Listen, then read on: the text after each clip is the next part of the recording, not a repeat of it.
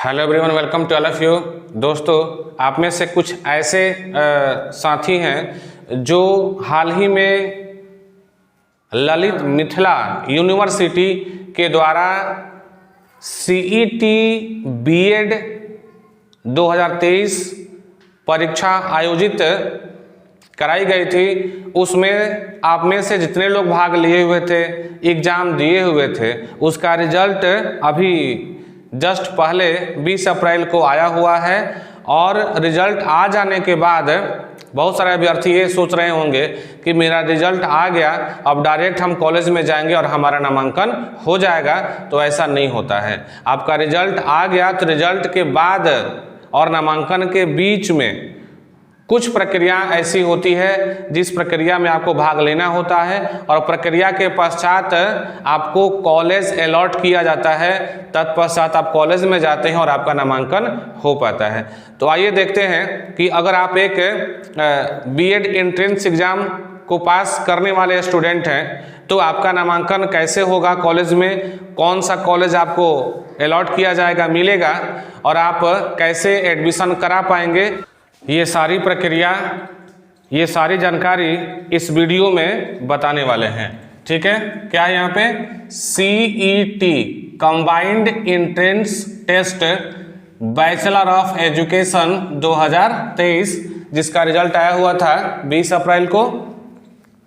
पहला क्या बोलता है, काउंसलिंग व रजिस्ट्रेशन 23 अप्रैल से, देख रहे हैं, काउंसलिंग व रजिस्ट्रेशन 23 अप्रैल से।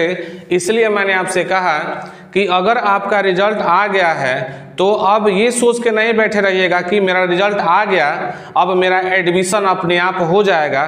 तो अपने आप एडमिशन नहीं होगा। जैसे प्यासे को कुएं के पास जाना पड़ता है, ना कि कुएं को उठ के प्यासे के पास आना होता है। ठीक है, तो भले आपका रिजल्ट आ गया है, फिर भी अगर आपको कॉलेज में एडमिशन करवाना है तो आपको अभी आगे की प्रक्रिया खुद करनी पड़ेगी। रिजल्ट आ गया इसका मतलब ये नहीं हुआ कि आगे का प्रोसेस, आगे की प्रक्रिया अपने आप हो जाएगी। ठीक है, तो रिजल्ट के बाद जो रिजल्ट आपका 20 अप्रैल को आया हुआ है, इसके बाद आपको काउंसलिंग व रजिस्ट्रेशन कराना पड़ेगा जो 23 अप्रैल से चालू हो जाएगा। ठीक है, काउंसलिंग होगा तभी आपको कॉलेज अलॉट होगा, और उस कॉलेज में आप जाएंगे तो आपका नामांकन हो पाएगा, आपका एडमिशन हो पाएगा। उसके लिए सबसे पहले आपको रजिस्ट्रेशन कराना पड़ेगा, जिसकी तिथि यहाँ दिया गया है 23 अप्रैल से।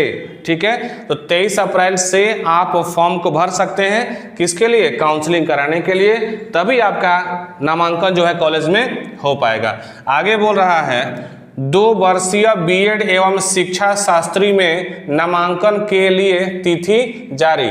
देखिए 2 वर्षीय यहाँ लिखा हुआ है, तो अब नए नियम के अनुसार 4 वर्षीय बीएड भी हो रहा है। लेकिन ये जो इन्फॉर्मेशन है 4 वर्षीय नहीं है, 4 वर्षीय ये सूचना नहीं है।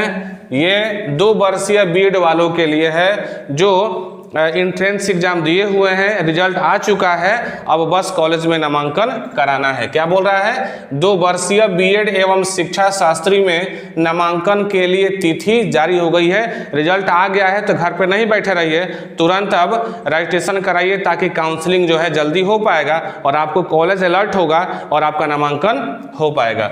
आगे बोल रहा है संयुक्त प्रवेश परीक्षा, इसी का ये हिंदी रूप है, हिंदी रूपांतरण है। संयुक्त प्रवेश परीक्षा में सफल अभ्यर्थी, जो अभ्यर्थी पास किए हैं 23 अप्रैल से 3 मई तक क्या करेंगे, देखिए यहाँ पे डेट लिखा हुआ है, 23 अप्रैल से 3 मई तक क्या करा सकते हैं, रजिस्ट्रेशन करा सकते हैं। रजिस्ट्रेशन कराने के लिए क्या करना पड़ेगा, कहीं साइबर कैफे में जा करके और वहां से आपको ऑनलाइन आवेदन करना पड़ेगा। तत्पश्चात आपका रजिस्ट्रेशन हो पाएगा और उसके बाद काउंसलिंग आपकी हो पाएगी। ठीक है, आगे कहता है कि ऑनलाइन काउंसलिंग एवं संस्थानों में नामांकन के लिए रजिस्ट्रेशन कर सकते हैं। यानी कि जो डेट दिया गया है 23 अप्रैल से 3 मई तक, तो 23 अप्रैल से और 3 मई तक आप क्या कर सकते हैं, तो ऑनलाइन काउंसलिंग के लिए, ठीक है, यानी कि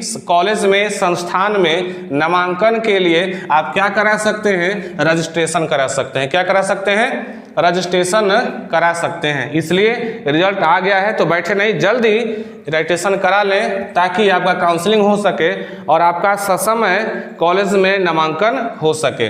अगला स्टेप क्या बोल रहा है, सभी सफल अभ्यर्थियों को काउंसलिंग में भाग लेने के लिए रजिस्ट्रेशन कराना अनिवार्य होता है।